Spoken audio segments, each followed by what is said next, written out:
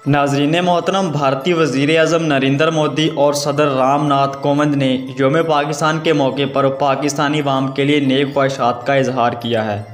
भारतीय वज़ीर-ए-आज़म और सदर ने वज़ीर-ए-आज़म इमरान खान के लिए ख़ुसूसी पैगाम भेजा है, जिसमें यौम पाकिस्तान पर पाकिस्तानी अवाम के लिए नेक ख्वाहिशात का इजहार किया गया है।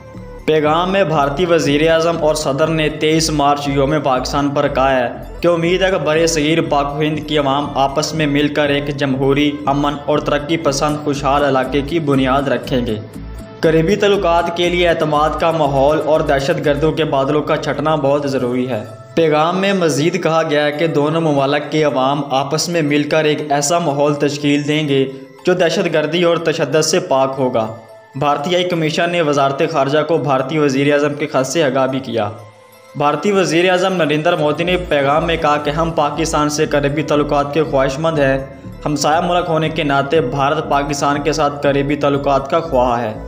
वाज़ेह है कि वज़ीर-ए-आज़म इमरान खान के कोरोना का शिकार होने के बाद गुज़श्ता दिनों भारतीय वज़ीर-ए-आज़म नरेंद्र मोदी ने इनकी सेहतयाबी के लिए नेक ख्वाहिशात का इजहार भी किया था।